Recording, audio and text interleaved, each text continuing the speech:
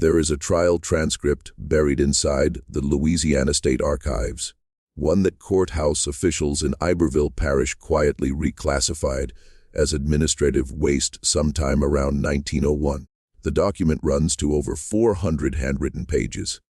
It concerns a woman whose name does not appear in any plantation ledger, any church registry, or any county census between the years 1845 and 1869. Not a single record acknowledges her existence during those 24 years. And yet, when the trial finally began in the autumn of 1869, 23 people, freedmen, former overseers, a parish judge, and 2 members of one of Louisiana's most respected Creole families all testified under oath about the same woman. They described the same face, the same voice, the same specific gestures. A woman who, according to every official record of Magnolia Crest Plantation, had never existed at all. Historians who have examined the surviving fragments of that transcript describe the experience as deeply unsettling. Not because of what was said, but because of what every witness conspicuously refused to say.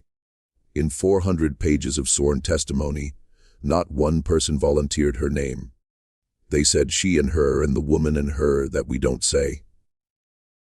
When the presiding judge finally demanded that a witness speak her name aloud, the man, a freedman named Amos Picard, who had worked the cane fields for 30 years, looked down at his hands for a long moment before saying quietly, "I don't believe saying it in a courthouse will make it any safer, Judge.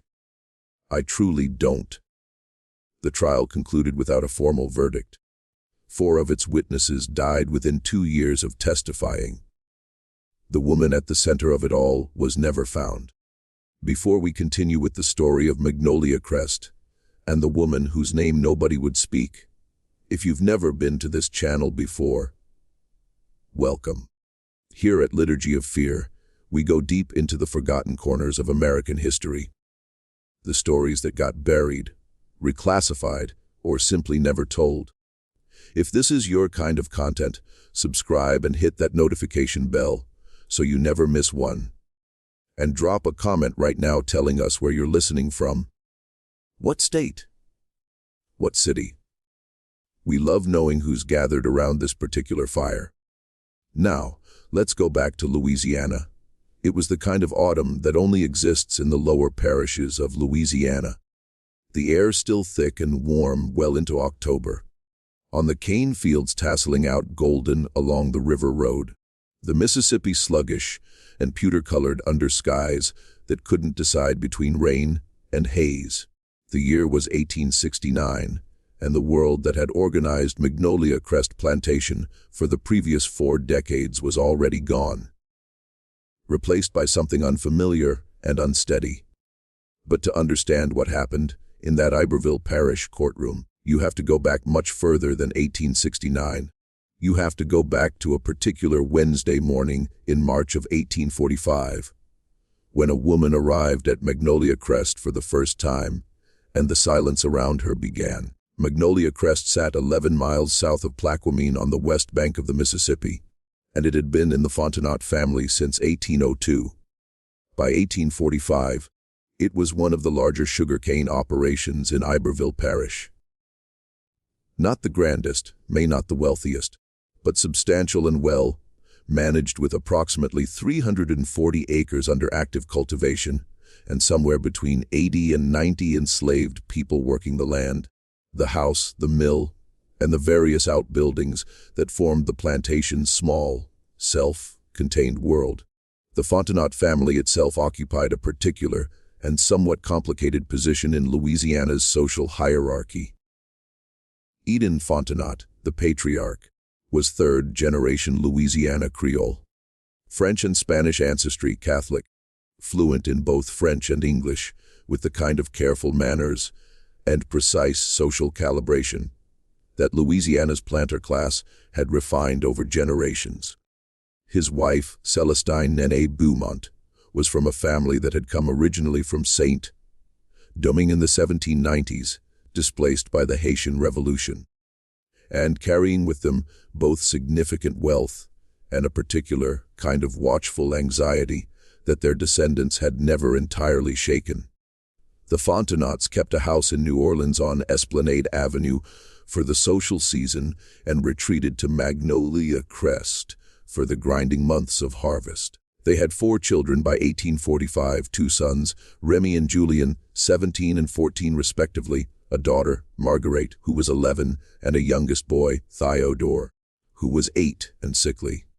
The plantation's enslaved community had its own internal structure, as all such communities did. Its own hierarchies, its own specialists, its own memory. There were people who had been at Magnolia Crest since its founding, who had worked under Etan's father, whose grandchildren were now being born into the same fields. Among them, and the person with the most authority, both practical and social, was a man named Solomon Picard, father of the Amos Picard, who would one day refuse to speak a woman's name in court. Solomon was the plantation's chief driver, the intermediary between the Fontenaute family and the enslaved workforce. He was in his mid-50s in 1845, broad-shouldered, deliberate, with a face that people frequently described as impossible to read. He had a wife, Delphine, who worked in the main house as a seamstress, and 3 grown children, of whom Amos was the middle. It was Solomon Picard who first saw the woman arrive. He described it later in a private account that his son Amos preserved, and that eventually found its way into the partial trial record. As an ordinary enough morning disrupted by something he couldn't immediately name, a wagon came up the river road from Plaquemine, driven by a man Solomon didn't recognize, and it stopped at the far edge of the cane fields, rather than coming up to the house. Solomon walked down to meet it as was customary when supplies arrived and found that it carried no supplies. It carried one person, a woman sitting in the wagon bed among several bundles of personal goods, watching him approach with an expression he struggled to describe. He wrote only that she looked seminary in Virginia, hit him the way a person looks at something they have studied very carefully from a great distance, and are now seeing up close for the first time. She was, by Solomon's account, somewhere between 30 and 40 years old, dark complexion with the kind of features common to Louisiana's most mixed communities. African, French, possibly some native ancestry, or the particular blending that the lower parishes had been producing for generations. She was dressed carefully, neatly, in clothes that were good quality without being fine. She carried herself with a composure that Solomon recognized as one recognizes a skill, as something learned rather than natural. The composure of a person who has decided deliberately to appear composed. She handed Solomon a folded document from inside her jacket. It was a letter on Fontenaute family stationery in Etienne Fontenaute's handwriting instructing Solomon to install the bearer in the small cottage at the edge of the kitchen garden and to extend to her the same courtesies he would to any member of the Fontenaute household staff. It gave no explanation. It gave no name. Solomon read the letter twice. Then he looked at the woman. "And what do we call you?" he asked. She seemed to consider the question for a moment, not as if she didn't know the answer, but as if she were deciding which answer to give. Then she said in a French that was precisely as formal as Solomon's own, "You may call me whatever is practical." He called her nothing. Nobody did for a very long time. The cottage at the edge of the kitchen garden was small, but sound. 2 rooms, a good hearth, a window that looked out over the herb beds toward the river. It had previously housed a series of the plantation's domestic workers, none of whom had stayed long. There was something about its position, slightly apart from both the main house and the slave quarters, caught between 2 worlds without belonging clearly to either, that seemed to discourage comfortable occupation. And the woman settled into it within a day, and she began work within 2. Nobody knew precisely what her work was. That was the first problem. She was not assigned to any of the established roles at Magnolia Crest. Not field work, not housework, not the mill or the kitchen or the laundry. She moved through the plantation's day with the freedom of someone who had been told that her time was her own. And she used that time in ways that made people uncertain. She was often in the kitchen garden, handling the medicinal herbs with evident expertise. Chamomile, valerian, sarsaparilla, the various bitter roots that the plantation's informal healer, an old woman named Clementine, had cultivated for decades. She was frequently seen walking the perimeter of the property in the early morning, before most people were up, moving at a careful and measured pace as if she were counting steps.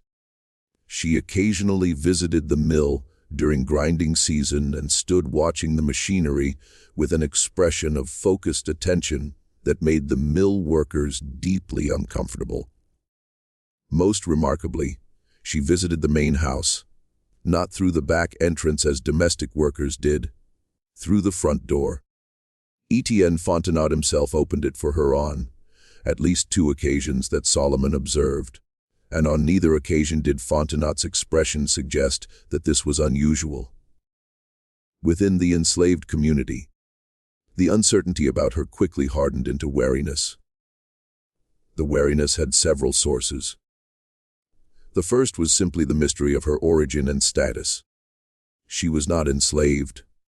That much was clear from her letter and her movements. But she was not free in the formal sense that white Louisianans recognized.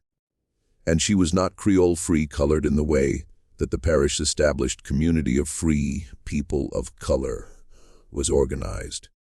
She occupied a category that had no comfortable name. The second source of wariness was more specific. Old Clementine, who had been the community's healer for 30 years and who commanded enormous respect, refused to speak to the woman at all after their first meeting. When asked why, Clementine said only that the woman knew things she shouldn't know, and that knowing things you shouldn't know meant you had gotten them from somewhere. And Clementine didn't want to think too hard about where. The third source of wariness was Theodore, Etienne Fontenot's youngest boy, 8 years old and chronically ill. He'd been failing for most of his short life. The parish doctor visited regularly and prescribed the standard remedies of the era, calomel, bloodletting, various tonics, with results that ranged from minimal to actively harmful. By the spring of 1845, Celestine Fontenot had essentially resigned herself to the possibility that her youngest child would not survive to adulthood. This was not an unusual grief for the era. Child mortality was a constant companion in antebellum Louisiana, where malaria, typhoid, and yellow fever moved through communities with an almost seasonal regularity. Within 3 months of the unnamed woman's arrival at Magnolia Crest, Theodore Fontenot began to improve. The improvement was gradual at first. Slightly better color, slightly more appetite, and the persistent fever that had shadowed him for 2 years becoming intermittent rather than constant. By the end of the summer, it was undeniable. By the following spring, the boy who had spent most of his childhood confined to his room was running in the yard. The parish doctor, when confronted with this development, could offer no explanation and prudently declined to inquire too closely into its origins. Celestine Fontenot knew the origin. She had authorized it, had in fact initiated it, though the details of that arrangement would not surface until the trial 24 years later. She said nothing publicly. She simply watched her youngest child grow strong. And she paid whatever price had been agreed upon. And then she kept her silence with the practiced discipline of a woman who understood that some arrangements require silence to survive. The plantation's enslaved community watched Theodore's recovery with a complicated mix of emotions. The boy's improved health was objectively good news. A sick child's death created its own particular miseries for the people who served the household. But the manner of his recovery troubled people. Clementine, consulted privately, told Solomon that the woman had been using preparations she didn't recognize, plants that didn't grow in the kitchen garden, compounds that had no name in the French or English Clementine knew. She had seen some of what the woman carried in her bundles. She would not describe it in detail. She said simply, "That woman carries knowledge from somewhere far from here, and knowledge that travels far from its home doesn't always arrive clean." Solomon wrote this down. He was one of the few people at Magnolia Crest who could read and write, a skill acquired through means he never fully explained. He kept a private record, not a diary exactly, more a series of observations, which he maintained throughout the woman's years at Magnolia Crest. It was this record, preserved by his son Amos and presented in fragments at the 1869 trial, that provided the most detailed account of what happened in those years. Most of what we know about the unnamed woman comes from Solomon's careful, cautious, consistently bewildered hand. He wrote, "In the summer of 1845, she has been here now 4 months. Nobody calls her anything. She does not seem to require a name. This I find more strange than anything else about her. Even stranger, even than what she did for the boy. A person without a name in a place like this is either very free or very trapped. I cannot determine which she is. The arrangement, if that is the right word for what existed between the unnamed woman and the Fontenot family, endured for the next 19 years. Those 19 years were not static. Louisiana and the nation moved through upheavals that transformed everything. The Mexican War, the crisis over slavery's expansion, the Compromise of 1850, the brutal decade of the 1850s, when the question of the Republic's survival began to feel not theoretical but immediate. And then the war itself, beginning in 1861, tearing through the South with a violence that the men who had started it had badly failed to imagine. Magnolia Crest experienced all of this, and the unnamed woman moved through all of it, and her position shifted in ways that were subtle but cumulative. In the early years, her role remained undefined. The healer who wasn't officially a healer, the advisor who had no official standing to advise, the woman in the cottage at the edge of the kitchen garden, who was visited by the plantation mistress, with a regularity that nobody commented on, because commenting on it would have required acknowledging it. Celestine Fontenot came to the cottage on average twice a week. The visits were never announced and never explained. They lasted between 30 minutes and 2 hours. What was discussed in them, nobody knew. Delphine Picard, Solomon's wife, who worked in the main house and observed Celestine's movements carefully, noted that the mistress always arrived at the cottage with visible tension in her shoulders and jaw, and always left with something released in her face. Not exactly peace, but the particular expression of a person who has been given information they needed, even if the information was difficult. The second Fontenot son, Julian, who was 14 when the woman arrived, developed what Solomon could only describe as an obsession. By the time Julian was in his 20s, he was visiting the cottage himself, less frequently than his mother, but with what appeared to be a different quality of need. Where Celestine came seeking guidance or remedy, or whatever she found there, Julian came seeking something that Solomon, watching from a careful distance, identified as understanding. Julian was the family's intellectual restless, hungry, minded, perpetually dissatisfied with the explanations he received from the world around him. He read voraciously. He corresponded with men in New Orleans and in France. He was the only member of the Fontenot family who had, from the beginning, treated the unnamed woman as someone worth engaging with directly, asking her questions, and appearing to genuinely listen to the answers. Whether this was appreciation or appropriation, or something more complicated than either, Solomon could not determine. But he noted it. He wrote, "Julian Fontenot treats her as if she is a library he has been given private access to. She allows this. I am not certain she allows it because she chooses to, or because she has no choice." With her, these two things are sometimes difficult to separate. The eldest son, Remy, who avoided the unnamed woman with a consistency so deliberate it was itself conspicuous. He was 17 when she arrived, 20 when he took a wife, 24 when he took over management of Magnolia Crest's daily operations from his aging father. By his mid-30s, he was running the plantation with efficient, organized competence. And he behaved toward the cottage at the edge of the kitchen garden as if it did not exist. He routed his movements to avoid passing it. He did not speak the woman's name, but then nobody did, and he managed to convey through posture and eye movement, and the particular physics of a man who has decided something that the entire matter was simply not present in his world. Solomon found this more interesting than any other member of the family's response. "So, the man who avoids something that carefully," he wrote, "knows exactly what he is avoiding." Then came 1853. In the summer of 1853, yellow fever came up the river from New Orleans, with the season's first oppressive heat. It moved through Iberville Parish with the efficient brutality of a disease that had been doing this for decades and had optimized its methods. Magnolia Crest was not spared.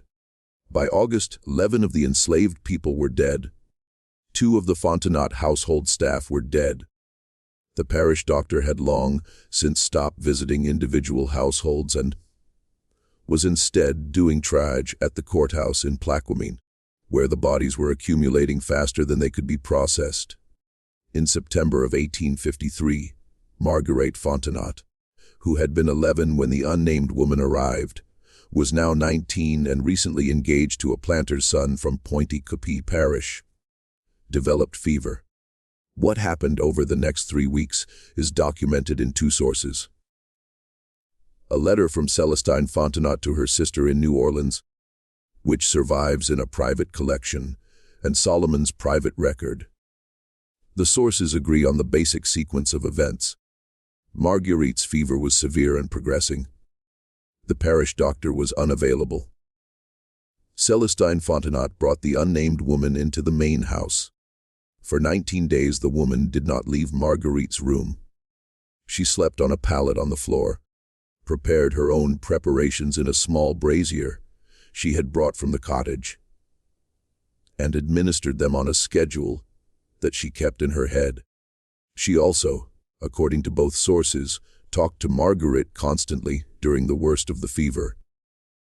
Not the soothing murmuring of a nurse, but actual conversation as if she were keeping the girl tethered to consciousness by the thread of words. Marguerite lived. Her fiancé in the house down the river road did not. Remy Fontenot, when he learned that the unnamed woman had been brought into the main house, confronted his mother with a fury that Solomon, working in the yard, could hear through the closed windows. He could not make out words, only the register and rhythm of rage. Remy's voice low and cutting, Celestine's higher and inflexible, the particular music of a family argument that has ancient roots and no clean resolution.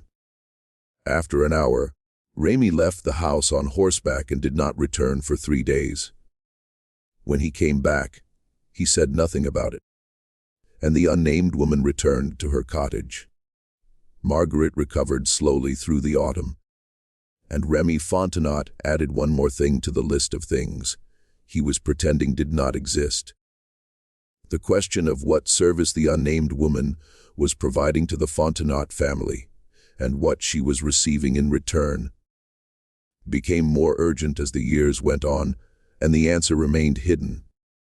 She did not age in the way that people expected. This is a statement that requires careful unpacking, because it is easy to misread. She was not ageless in any fantastic sense. She aged, but she aged slowly or seemed to in ways that were difficult to account for. When Solomon first saw her in 1845, he estimated her age at 30 to 40.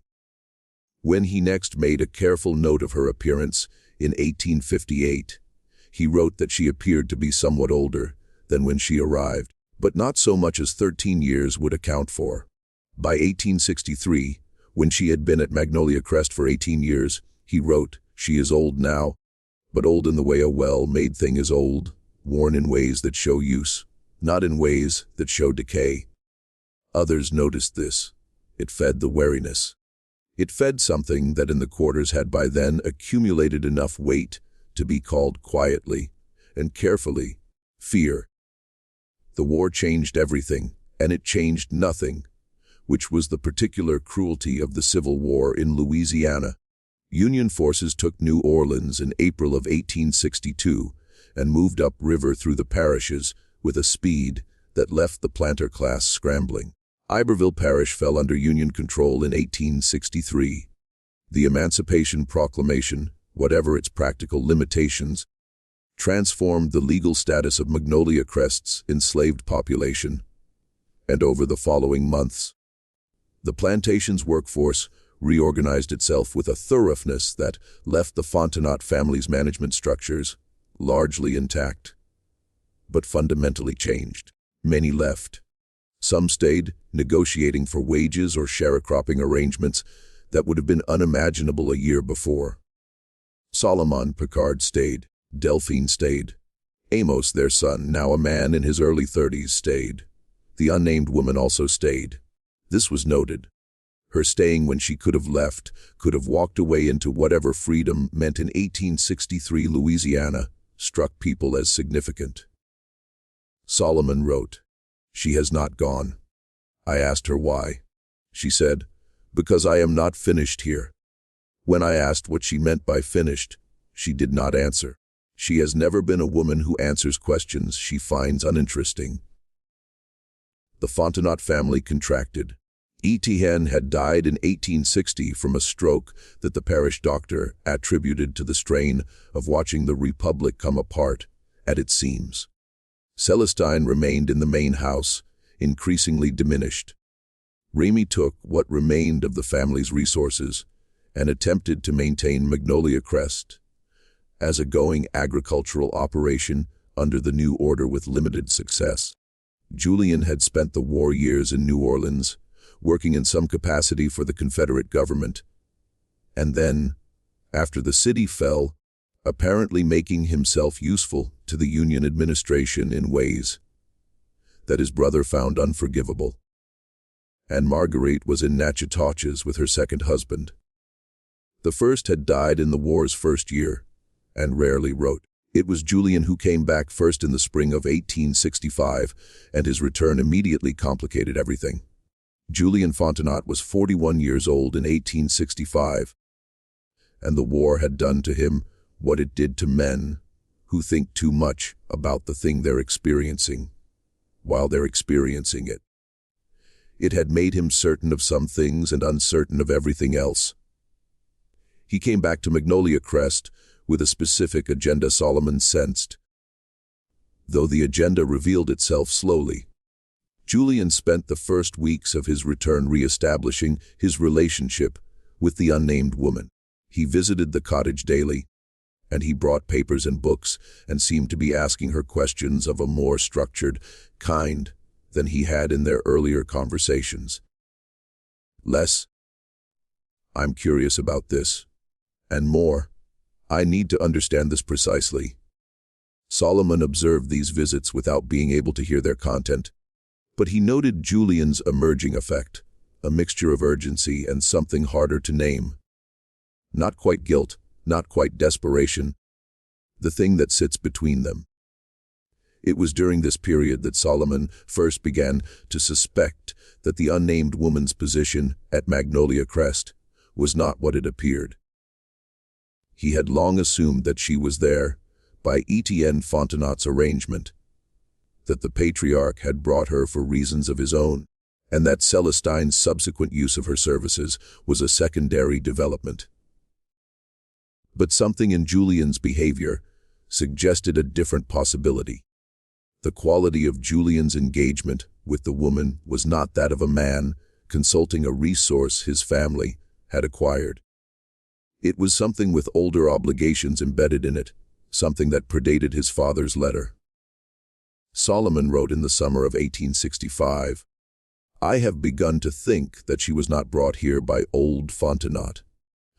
I have begun to think that she came here for her own reasons, and that whatever arrangement exists between her and this family, she negotiated it herself from a position of choosing, not of being chosen."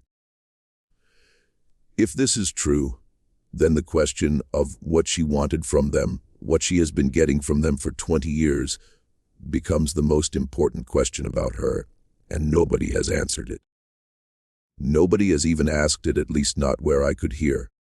The question would be asked soon enough, but not by Solomon and not in any private conversation. In August of 1866, Remy Fontenot's eldest daughter, a girl of 16 named Honorine, disappeared. She vanished on a Tuesday afternoon in the middle of a working week, between the time her mother last saw her after the noon meal and the time the household sat down to supper and noticed her absence. She was not in the house. She was not in the yard. She was not anywhere on the property that a thorough search that evening could locate. The river was dragged. The cane fields were walked. The outbuildings were checked. Nothing.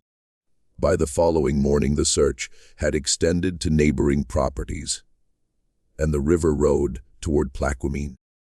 By the third day, the parish sheriff was involved. But by the end of the first week, there was no evidence that Honorine Fontenot had left Magnolia Crest by any conventional means. No one had seen her on the road. No one had seen her on the river, and no personal items beyond the clothes she had been wearing were missing from her room.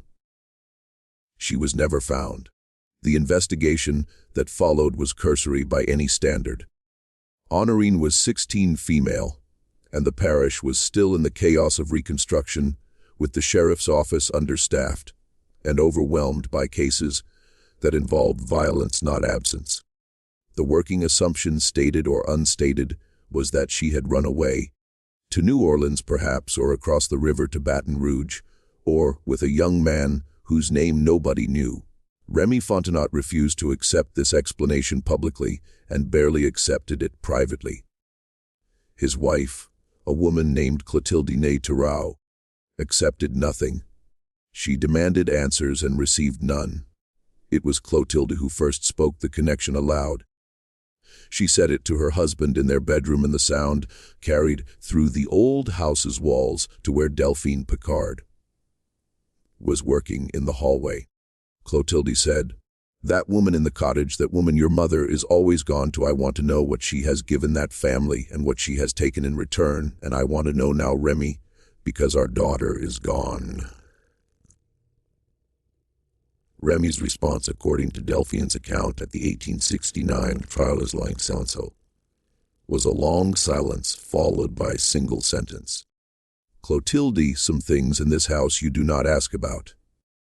And Clotilde, who was a Turau and had not been raised to accept silence as an answer to anything said, "Then God help us all, because I will find someone who will ask." She was 3 years ahead of her threat. The asking would come in 1869 in a courthouse in Plaquemine with a judge and a jury and 23 witnesses and 400 pages of testimony. And at the center of all of it, unchanged, unnamed, waiting, the woman in the cottage.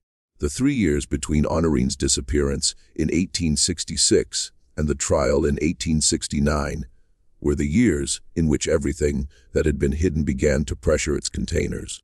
Celestine Fontenot died in the spring of 1867 in her sleep at the age of 71. Her death was not unexpected. She had been failing steadily for 2 years.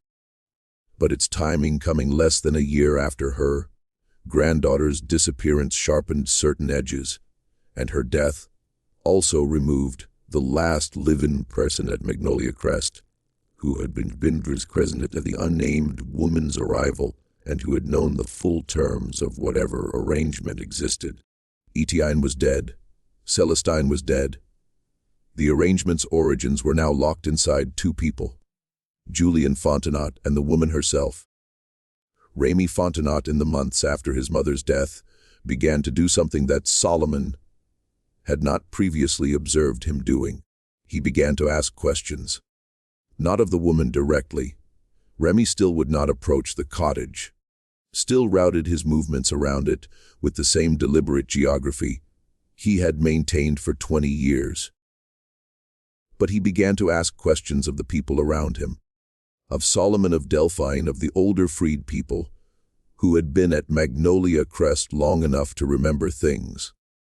He asked with the controlled effect of a man who was terrified of the answers, but more terrified of not knowing.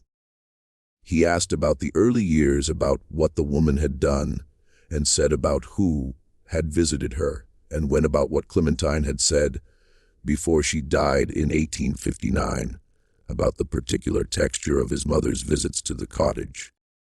Solomon answered what he could, withheld what he felt he should, and watched Rémy Fontenot arrive over the course of several months at a conclusion that visibly horrified him. What that conclusion was Solomon did not record directly, but he wrote in October of 1867, "Rémy Fontenot now knows something he did not know before. I cannot say how much. I can say that it has made him frightened in a way he has never been frightened before, not during the war, not during the fever years, and not when Honorine disappeared. A man who has spent 20 years refusing to look at something, when he finally looks at it, sees everything at once. I do not envy him this." The following month, Rémy Fontenot went to Plaquemine and spoke to the parish attorney. He returned without having achieved whatever he had gone to achieve. The parish attorney, a man named Voisin, interested in a complaint founded to a woman of uncertain legal status, has lived on my property for 22 years under my deceased mother, knew about it. It had never told me. My difficulty. Without a body, without a Creole, was red black. What wasn't more than a legal system. I really was going to relay to this from what really wasn't legal money green with the lady and read for the blue made and he looked from his very London is living in our history. Rémy came home, and a week later the unnamed woman came to him. This was unprecedented. In 22 years she had never come to Rémy. She had always been the one, approached the one, visited the one, sought. But on a November evening in 1867, while Rémy was working in the Plantation office reviewing accounts, there was a knock at the door, and he opened it, and she was there. Solomon was not present for this conversation, but Rémy told him about it the following day in a state of controlled agitation that Solomon had never before observed in a man he had known his entire adult life. The conversation, as Rémy described it, was brief. The woman had come to tell him something. Specifically, she had come to tell him that she knew he had spoken to Voisin, and she had come to tell him that if he pursued a legal remedy, things would come out that he would not find comfortable. Things about his family, things about arrangements that had been made over the years in exchange for the services rendered. Things that Rémy had benefited from without knowing he was benefiting, which she seemed to feel was not a mitigating circumstance. Rémy asked what she wanted. She said only what she had always had: the cottage, the freedom of movement, the arrangement. Rémy said that the arrangement had included apparently his daughter, and he would not continue any arrangement that had included his daughter. The woman said very quietly that his daughter had not been part of any arrangement, that Honorine's disappearance was not something she had caused or could explain, and that she understood why he thought otherwise, but that he was wrong. Rémy did not believe her. This was where things stood in early 1868, when something changed. Though Solomon was never entirely clear on what the best he could reconstruct was that Julian Fontenot, who had until this point maintained his separate relationship with the woman in what appeared to be a genuine compartmentalization from his brother's situation, reached some kind of breaking point. Perhaps it was guilt. Perhaps it was the particular honesty that comes when someone has been carrying a secret so long that the weight becomes unbearable. Perhaps the woman herself asked something of him that he was unwilling to provide. Whatever the cause, in the summer of 1868, Julian went to the parish attorney's office and made a formal statement. And the content of that statement was the detonator. Julian Fontenot told the parish attorney that he knew the origin of the unnamed woman's arrangement with his family. He knew it because he had helped to arrange it 23 years earlier, when he was 20 years old and convinced that he was doing something clever. He told the attorney that the arrangement had been made not by his father, but by himself, in his father's name, using the family stationery and the family's resources, and that what he had arranged was not what anyone who looked at it from the outside could have guessed. He said that the woman was owed a debt by the Fontenot family going back further than 1845, that the debt was of a kind that Louisiana law in 1845 had no mechanism for acknowledging, and that she had come to Magnolia Crest, not because they had sought her, but because she had determined that Magnolia Crest was the place where the debt could be repaid. And she had approached Julian, then a young man in New Orleans, recently arrived at a relative's house for a social season, and she had made him understand what was owed and what she was prepared to do about collecting it. She had, in other words, not been brought to Magnolia Crest. She had brought herself there, and Julian had opened the door. When the parish attorney asked what the debt was, Julian was quiet for a long moment. Then he said that explaining the debt would require explaining something about his family's history in Saint Domingue, where his mother's family, the Beaumonts, had come from, where they had come from and what they had done there, and who they had done it to, and who therefore might have very old reasons to find them and present a reckoning. The trial was set for October of 1869. The Iberville Parish courthouse in Plaquemine was not built for spectacle. It was a modest building, brick, 2 stories, with the self-conscious dignity of a structure that knows it represents something larger than itself. In the autumn of 1869, it was crowded in ways it had not been built to accommodate. The trial drew observers from 3 parishes, several journalists from New Orleans papers, and a small contingent of Freedmen's Bureau officials who had their own reasons for interest in a case that touched on questions of personhood, debt, and accountability in post-war Louisiana. The unnamed woman was present for the trial. She sat at the front of the courtroom to the left, in the chair that had been designated for her, and she was precisely as composed as she had been on the morning Solomon Picard first saw her step down from a wagon in 1845, 24 years older by that account, her face carrying the wear of time in ways that didn't align with any calculation of how old she should be.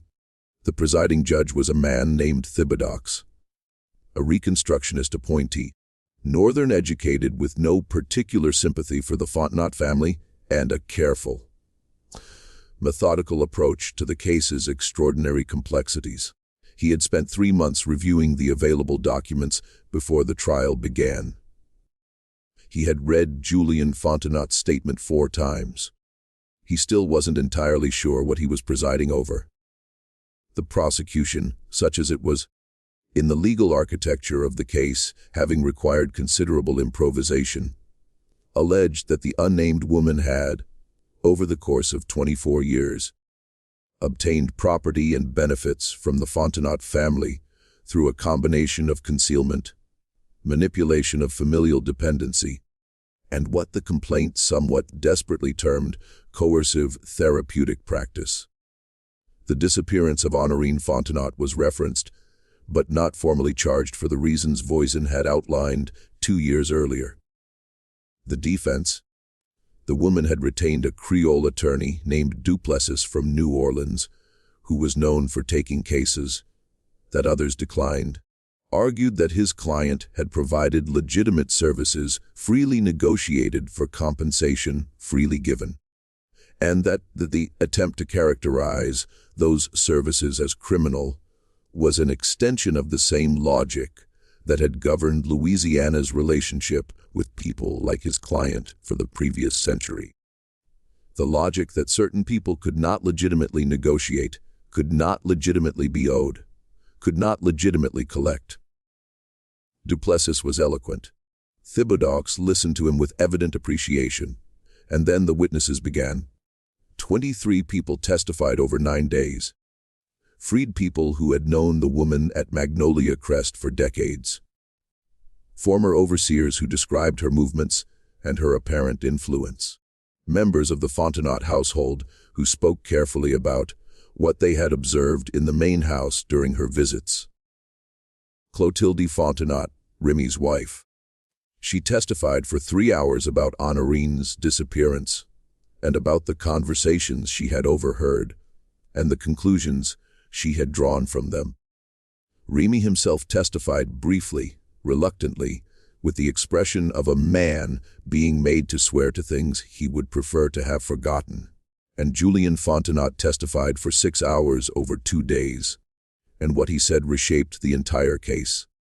Julien had inherited from his mother's side fragments of family history that the Beaumonts had brought from Saint-Domingue in the 1790s. The Beaumonts had been among the largest landowners in the north of that island, now Haiti, in the years before the Revolution. They had enslaved hundreds of people.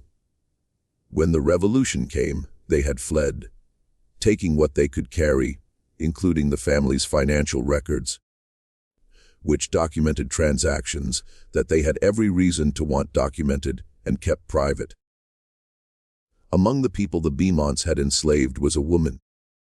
Julien used the word woman, though the historical figure had died decades before he was born, who had possessed what her enslavers' records described variously as unusual medical knowledge, dangerous influence over the other Negroes, and in one document from 1789, a power over the body's workings that no honest person can explain.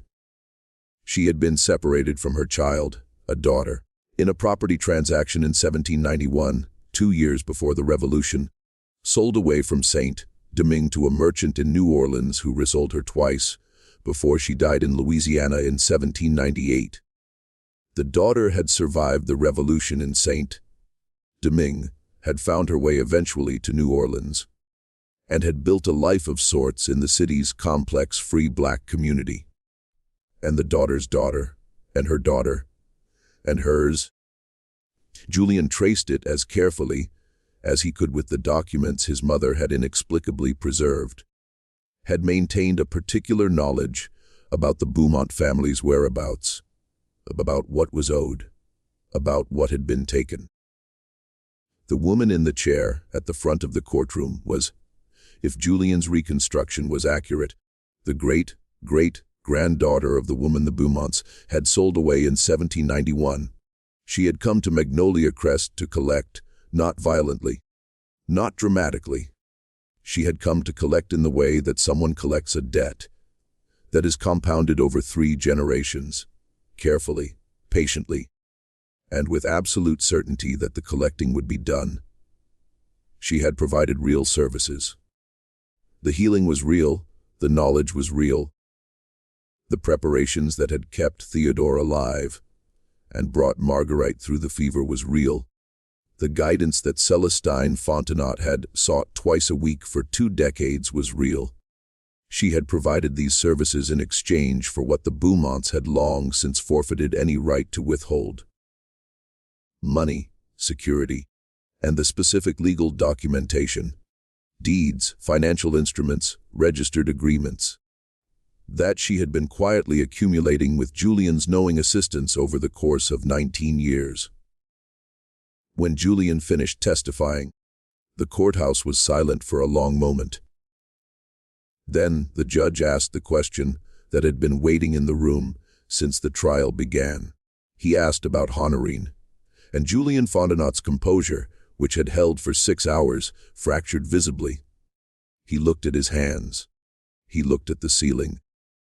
He looked briefly at the woman in the chair, who looked back at him with an expression that several witnesses later described in strikingly similar terms. Not cold, not cruel, but with the patient quality of someone who has long known this moment was coming and has simply been waiting for it to arrive. Julian said, Honorine found the documents that the woman had been accumulating. The deeds, the financial instruments, the registered agreements. Honorine, 16 years old, curious, familiar enough with the Plantation's office to know where papers were kept, had found them, had understood enough of what they meant to be frightened by them, had panicked, had run, not been taken, had run to New Orleans. On a steamboat she boarded from a private landing 2 miles down the river road from Magnolia Crest using money she had taken from a household drawer, a detail Remy Fontenot had known and not disclosed, because disclosing it would have required explaining why his daughter had run and what she had found. Honorine had been in New Orleans since 1866, living with some difficulty in a boarding house in the American sector.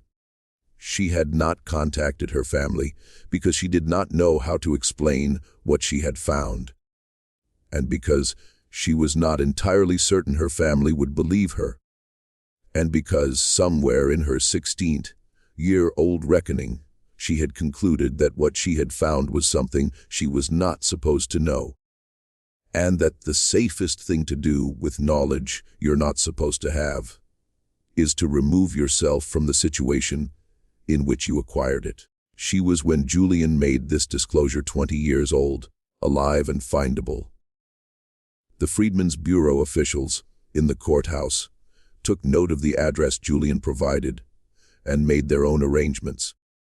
The woman in the chair listened to all of this.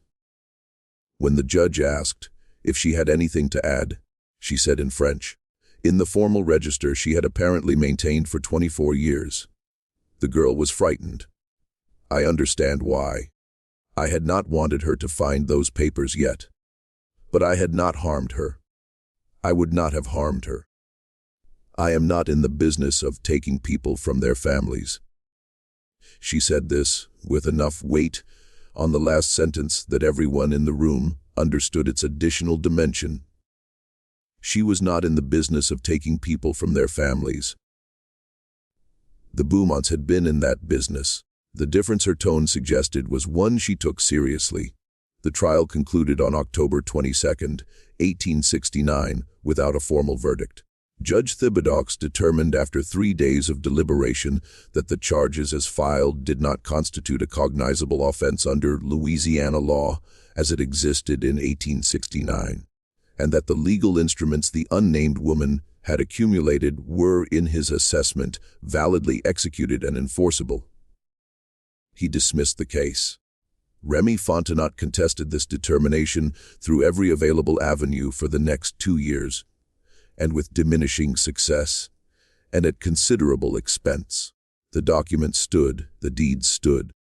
What the Fontenot family retained of Magnolia Crest, after the agreements were honored, was a substantially reduced property, enough to continue operating barely as a sharecropping arrangement. But nothing like the plantation that Etienne Fontenot had run at its height. Clotilde Fontenot traveled to New Orleans in November of 1869 and found her daughter. Honorine came home to Magnolia Crest for a visit that lasted 3 weeks. She did not stay. She was 20 years old and had been living independently for 3 years, and whatever she had seen in those 3 years New Orleans in the late 1860s was no gentle environment had made her someone who could not simply resume the position of a daughter in her father's house. She eventually settled in Baton Rouge, married a schoolteacher, and lived by the available records an unremarkable and apparently contented life. She never discussed the documents she had found. She never, as far as anyone could determine, spoke the unnamed woman's name either. Julien Fontenot left Louisiana in 1870 and did not return. He spent several years in Europe, Paris primarily, and then moved to the Caribbean to Martinique, where he died in 1891. His obituary in the New Orleans Picayune described him as a man of letters and mentioned his Louisiana origins without particulars. The unnamed woman left Magnolia Crest in the spring of 1870. She left on a Wednesday morning as she had arrived on a Wednesday morning 25 years before. Solomon Picard watched her go. He was elderly by then, his hands giving him trouble. His record-keeping grown sparse. He wrote one final entry about her. She left today. She carried no more than she came with. She did not say goodbye. I did not expect her to. Goodbyes belong to people who are leaving something unfinished. Whatever she came here to do, she finished it. I hope what she carries away from this place is lighter than what she carried in. I think it might be. I think that was the point. Where she went, nobody at Magnolia Crest knew. There are no records of her in Iberville Parish after 1870. There are no records of her under any description that fits in the Louisiana State Archives for the years following. She moved as she had lived outside the documentary reach of the institutions that were supposed to track everyone. She had spent 25 years being the woman whose name nobody spoke. Yet after the trial, she became the woman whose whereabouts nobody knew. Whether these two conditions were in her experience different things, freedom or continuation of the same invisibility, is a question the record cannot answer. What the record does preserve in fragments, in the partial trial transcript, in Solomon Picard's private account, in Julien Fontenot's testimony, is the outline of something extraordinary.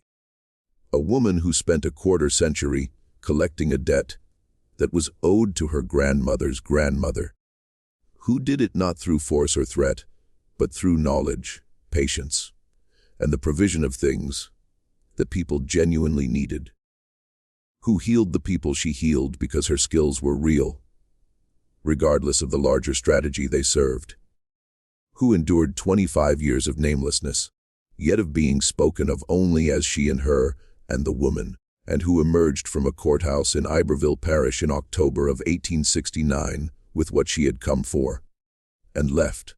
The courthouse records were reclassified around 1901 when a new administration came in and found the Fontenot case inconvenient for reasons that the reclassification order did not detail. The trial transcript was marked administrative waste and moved to a secondary archive where it sat for decades. When historians eventually found it, not the full document but the fragments that survived, they found those 400 pages of testimony in which 23 people described the same woman in precise detail, agreed on her appearance and her voice and her manner, and in 400 pages did not once speak her name. And the woman had spent 25 years without a name in the official record because the people around her withheld it. The irony, if it can be called that, is that after the trial, when she was gone and could no longer be found, the name she had never used at Magnolia Crest was the one thing that might have helped locate her. Amos Picard knew it. He had known it for years, inherited from his father's private knowledge. He was asked at the end of his trial testimony to provide it for the record. He looked at his hands. He thought about it for what the transcript records as a considerable period. Then he said, "She gave up the use of her name a long time ago. In a place like this with a history like the one she had, a name is something people take from you. She decided nobody would ever take hers again. So she put it away. And I think she'd want it to stay put away. I think that's the one thing she got to choose in all of it. What to keep to herself. Judge Thibodeaux looked at him for a moment. Then he made a notation in the record. Witness declines to provide name, reason stated, and moved on. The fragments of the trial record do not include the name. Neither does Solomon's private account. Neither does Julian's testimony, though Julian clearly knew it. It is not in any surviving correspondence from Celestine Fontenot. It is not in the parish records.